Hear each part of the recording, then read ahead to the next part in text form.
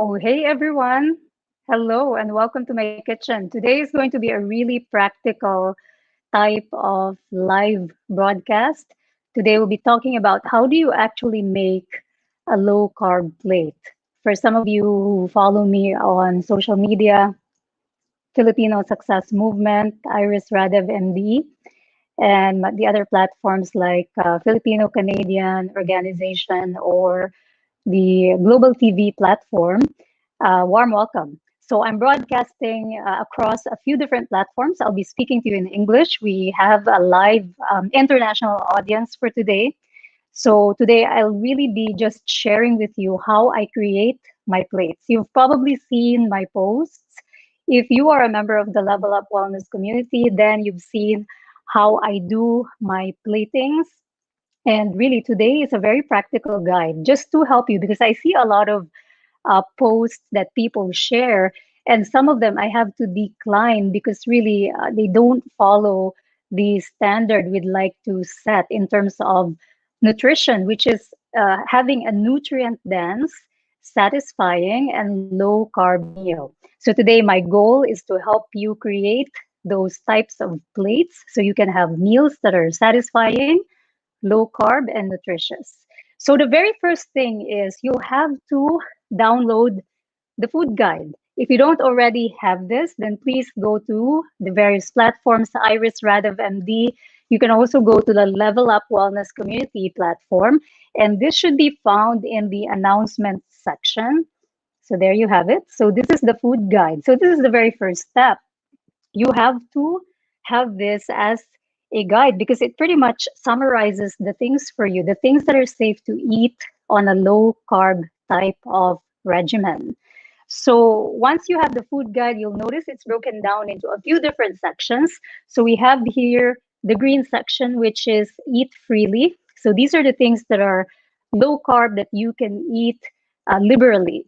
And then you have the yellow section here, which is eat in moderation. You're okay to eat them, but be mindful that some of them can still stimulate insulin and also cause inflammation because some of them are processed. So these are things like, the usual bacon, for example, which is a processed meat. They're okay to have on a keto or low carb type of regimen, but you want to tone down the amount because of the inflammation potential. And finally, we have the smallest section here. It's really small, right? So that is your stop section. So the stop section is really the things that you should avoid. If you want to do low carb, you really want to decrease insulin stimulation as much as possible. And so these are the types of things that will stimulate insulin the most. So these are things like refined grains and their products, which are things like breads and baked goods, refined rice, like other refined grains like rice, for example, and other things like highly processed stuff, right? So on here you can see highly processed foods like chips, ice creams, French fries. So all of them are on here. So now let's get on with it. Let's get on with how do we actually make a low carb plate combo. So you first start off with a blank plate, right? So today I actually did a lot of meal prep. It's a long weekend here in Vancouver, Canada, so we don't have work today. So it's a Monday long weekend. So what I did was I did a meal prep. So meal prep, I cooked a few different foods that we'll eat till probably Wednesday, Thursday. So a few different foods. And today I'll show you how I actually make my meal combos. If you haven't seen my meal combos, please check them out. They're posted on the Level Up Wellness community. Again, the link for the community to join it is in the text of this post. So just click the link and you'll join our community. It's a very valuable resource to have if you want to start the nutritious low carb lifestyle. It's a very supportive community. People also post about their transformations, exercises. There's also postings about stress reduction and, of course, healthy eating, intermittent fasting, and low carb. So we're going to start off. So you have a plate, right? And then you may have, for example, in my case, I made this. It's a Japanese meal. It's beef gyudon. So it's already, I put it in the fridge. I cooked it a while earlier. So this is beef gyudon. So that's beef with some peppers and green onions. I don't want to tilt it because it's gonna pour itself onto the computer here. So that's beef gyudon. So what I will do is I'll put that on my plate, and then I have made some roast veggies here. So the roast veggies, so these are made up of above ground. So again, emphasis on the above ground because they're less starchy, and so the net carb will be lower. So above ground veggies like, so this is roast veggie. I'm gonna post the photo of this, but anyway, it's made of zucchini. I have some sausages there. There's some eggplants, broccoli, and cauliflower in there. So this can be the side dish. The beef gyudon can be the main dish, which is protein, right? So you have your protein, which is the beef. You have your carbs, which are the zucchini, the cauliflower, the broccoli, the green onions, the pepper that I put in here. I put some sausages as well. And on the side, you really, it's limitless combination. So normally, it's a good idea to have in your fridge, in your pantry, a few staples. So let me start off with, again, carbs. So if we go by this list, when you make your plate, it's good for you to start off. So you have your protein, right? So you've chosen your protein. In this case, I've chosen beef. So my main protein for the day will be beef. It can be fish, it can be seafood, it can be whatever you like it to be for protein source. You have lots of choices here. So for me, it's beef today.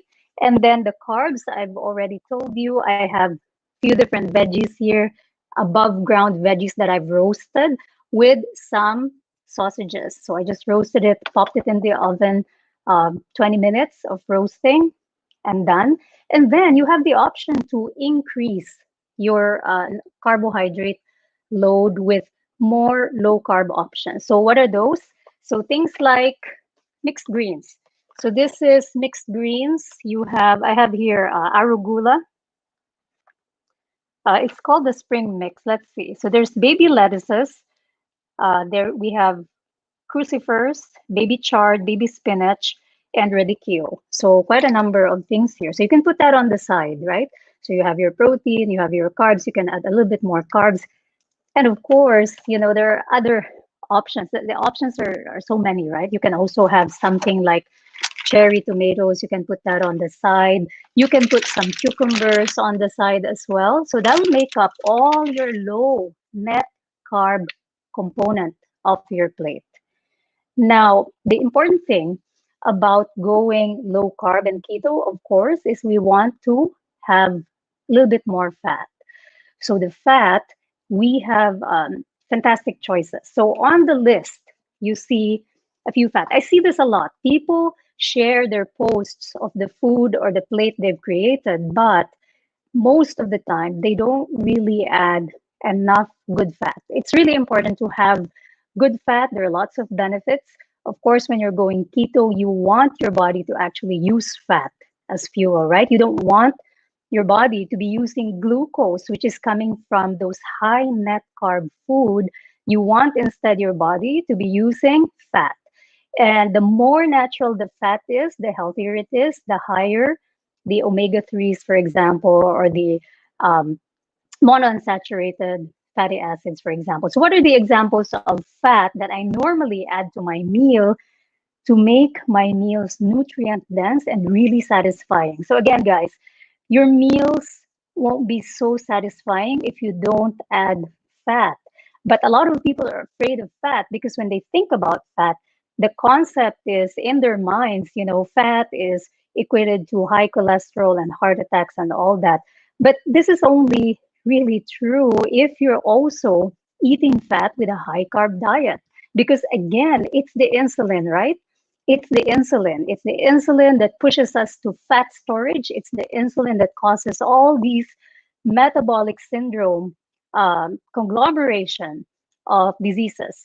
So, high fat in itself, if you're eating low carb and mainly eating the fat that's coming from like natural sources, which are listed here, in which in a moment I'll be giving you examples of, then it shouldn't really be a problem in terms of disease causation. So, what are the fats that I normally eat? So, I've told you about this before. Avocado. I usually have a lot of these I like cooking with ghee. This is my favorite. So this is grass-fed organic ghee. So ghee is clarified butter. So there are a few different brands. I get mine from Whole Foods. And so this one is grass-fed. So, the more, again, the closer it is to like natural form, the better it will be, the healthier it will be, lesser inflammation. So I like using ghee. I use it a lot for frying, for coating things, mixing things. So that's ghee. And then, of course, you have the option to use other oils, right? So you have olive oil, good old olive oil. Make sure to choose extra virgin olive oil because it's less processed. So the less process it has to go through, the healthier it is. More omega 3 content. And of course, good old MCT oil, right? So MCT oil, you can drizzle on your salads, you can use it for frying, you can use it for cooking, you can use it for searing things. And so really lots of options for your fats. The other fats I like to add on my plate, but again, these can be found in the yellow section here, so be mindful. Eat in moderation. So these are things like mayonnaise. So I like this particular brand is from olive oil. It's mayonnaise, if you notice. So I'll make a video about label reading soon, so you know how to read labels properly. But if you notice here, it has a high content of omega 3s, so and monounsaturated fat, and of course, zero carbs, right? So mayonnaise. So that's another fat addition to your plate. So make your plates really nutrient dense, really satisfying by adding good fat. So the other fat would be creams. So I usually use this whipping cream. It's lactose free. A lot of Asians are lactose intolerant, me included. So I use this type. So this is high fat, lactose free whipping cream. The other option is cottage cheese. So cottage cheese is a good addition. Again, natural, well, good fat, not so natural because it's been processed, but be mindful, certain brands will have some carbs in there. So like in this case, this particular brand in a half cup serving will have 5 grams of sugar. So if you're only eating, like I don't think I eat half cup of this, I only eat probably 2 tablespoons full. So it's really very low sugar. And then we have another option, one of my other favorites. So I want to add like lots of fat on my plate. You've probably seen my photos. I like putting in sour cream as well. So sour cream, organic sour cream. Again, if we read the label, very low sugar, 1 gram, and of course, high fat. So we want our fats. And then we have my other favorite, creme fraiche. So creme fraiche is a French type of cream. Creme fraiche, this is pure fat. So pure fat, it has no carbs, no sugar. So zero carbs, zero sugar. This brand is pretty good. I buy this from Whole Foods. And other sources of fat will be, of course, other cheeses. I like Gouda, so I like smoked Gouda. I like feta. These are great for salads, right? Feta. I don't know if you can see the brand, but oh, sorry, it's leaking. So feta cheese. And of course, you have your other options for fat. And these are things like your eggs and things like your nuts. So pecans, really low carb, low net carb. I've posted in my Facebook page, Iris Radev MD, and in the Level Up Wellness community, a visual guide about nuts and their carb content because nuts are a mixture. So they're a mixture of fat, there's protein, and there's carbs. So pecans would be a low net carb option amongst the different nuts. So have a look at that visual and check out which ones you can eat. So there are things there too, like almonds. So I usually have a stock here of almonds, walnuts, and pecans. Sometimes I eat peanuts as well. And of course, you can always add seeds. So seeds are also a good source of fats. Okay, so there are like lots of choices to make your plates really nutrient dense and really satisfying. And if you skip on making your plates nutrient dense, then you'll find that number one, you easily get hungry. Like you won't be able to last long in your intermittent fasting journey if you're making very caloric restricted plates. I've always mentioned to you, I don't really like counting calories. It's not the way that we manage our weight loss regimen in our platform. We focus more on keeping low carb rather than counting calories. Because if you remember, calories, as I've mentioned before, when you count calories, you're actually impacting your BMR, your basal metabolic rate. So your body gets adjusted to the low calorie intake, and so it adjusts your BMR, it slows it down, and all the weight you've lost you will gain again, because your fat set point resets. So it's not a good thing to be counting calories.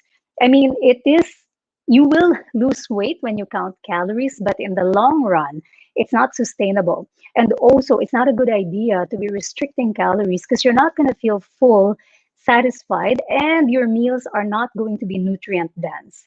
If you think about like my particular circumstance, I tend to eat a lot of calories because I eat a lot of fat. My body craves the fat because it uses fat as fuel. You know that I work out regularly. You see me working out a lot. I have personal trainers, actually two of them, and they really give me a good time with the workout. And so I need all these nutrients, to keep me going, because I'm not in here for, to starve myself, to, just for the physical look of it, but really I'm doing these things for better health, for less inflammation, for longevity.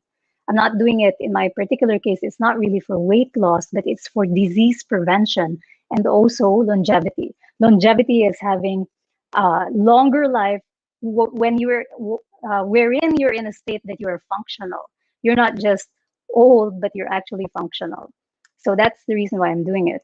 And so I hope that this helped you. Hopefully, this small tutorial helped you in making sense of, okay, why do I need to make a nutrient dense plate? Why do I need to add fat? Why should I not be afraid of fat? And it's for all those reasons that I just described. So if you do have other questions, then please give me a moment. Let's have a look here. I'm going to say hi to whoever's here. Hello to all the people watching from YouTube. Hi. Yes, thank you for everyone. Thank you to everyone who's printed the guideline. Again, if you don't have this yet, it's in my various platforms, Iris rather than the Filipino Success Movement and Level Up Wellness Community. So hopefully there's no more confusion when it comes to creating your plates. I do comment on your plates. You see it. Sometimes I would say, please add more fat, right? Because the reason for that is it needs to be balanced, nutrient dense, and it has to be satisfying. Otherwise, you're going to feel hungry. And also, you don't get your body to get used to using fat if you actually don't even have fat in your diet. You want your body to get used to using fat as fuel. You don't want your body to rely on the glucose only. Otherwise, you never get fat adapted. And so when you don't get fat adapted, it's harder to be doing intermittent fasting, right? And of course, all the benefits of intermittent fasting and the keto lifestyle, which I'll be talking to you about more in my upcoming videos. So please do stand by for new videos. I hope you learned something. Yes, and if you were late, you're just catching this now, it's okay. You can always play it back, replay button. Okay, I'll see you again soon. Thank you for joining me. I hope you learned something. Stay healthy, stay low carb. Bye for now.